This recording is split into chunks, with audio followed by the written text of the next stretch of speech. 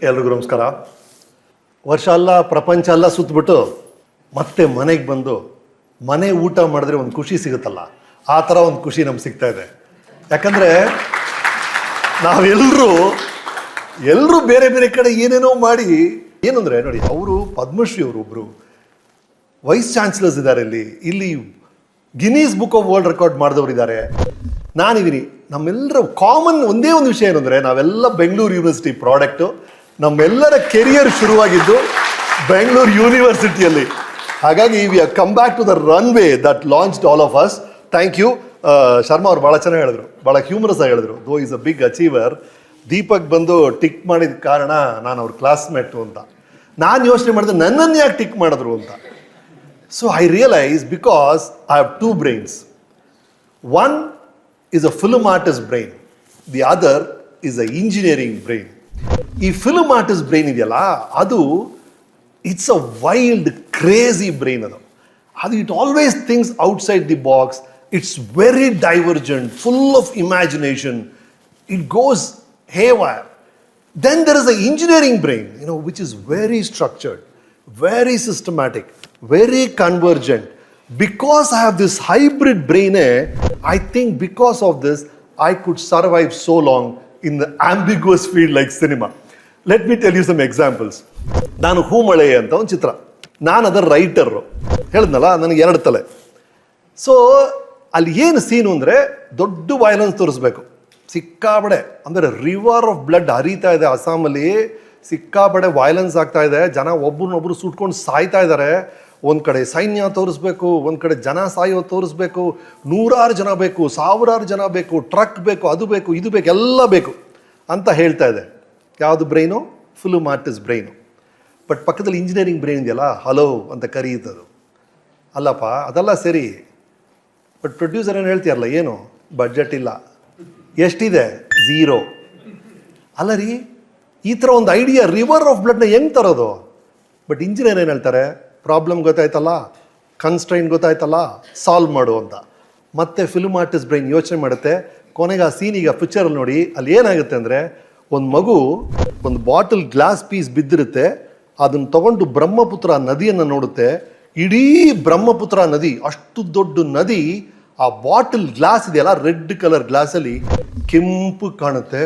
ಅಬ್ಬಾ, ರಕ್ತದ ನದಿ ಹರಿತಾ ಇದೆ ಅಂತ ಮಗು ಹೇಳುತ್ತೆ. ಅಷ್ಟೇ ಶಾರ್ಟು.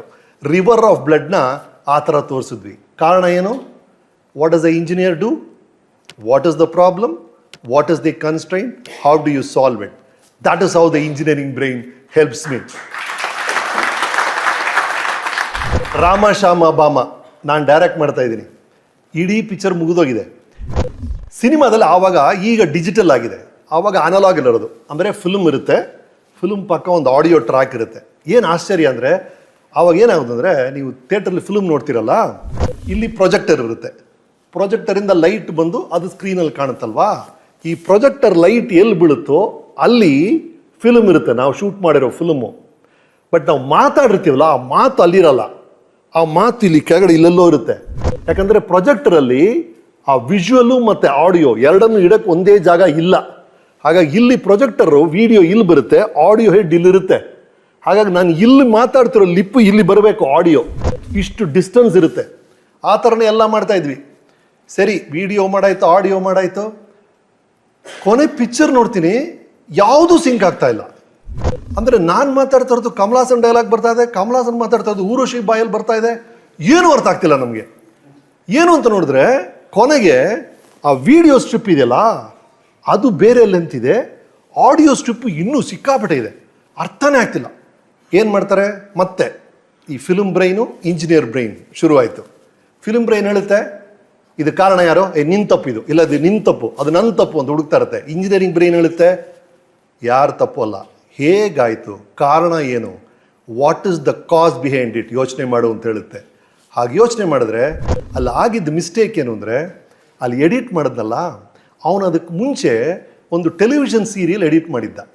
ಟೆಲಿವಿಷನ್ ಸೀರಿಯಲ್ ಓಡೋದು 25 ಫ್ರೇಮ್ಸ್ ಪರ್ ಸೆಕೆಂಡಲ್ಲಿ, ಸಿನಿಮಾ ಓಡೋದು 24 ಫ್ರೇಮ್ಸ್ ಪರ್ ಸೆಕೆಂಡಲ್ಲಿ. ಅವನು ಆ ನಾಬನ್ನು ಚೇಂಜ್ ಮಾಡಿಲ್ಲ. ಹಾಗಾಗಿ ಫ್ರೇಮ್ ರೇಟ್ ಡಿಫರೆನ್ಸ್ ಆಗಿಬಿಟ್ಟಿದೆ. ಆಡಿಯೋ ಆಗಿದ್ದು ಡಬ್ಬಿಂಗ್ ಥಿಯೇಟ್ರಲ್ಲಿ ಆಪ್ಟಿಕಲಲ್ಲಿ ಅದು 24 ಫ್ರೇಮ್ಸಲ್ಲಿದೆ, ವಿಡಿಯೋ ಆಗಿರೋದು 25 ಫ್ರೇಮ್ಸಲ್ಲಿ, ಹಾಗಾಗಿ ಮ್ಯಾಚ್ ಆಗಲಿಲ್ಲ. ಅದು ಹೆಂಗೆ ಗೊತ್ತಾಯಿತು? Because of the engineer in me.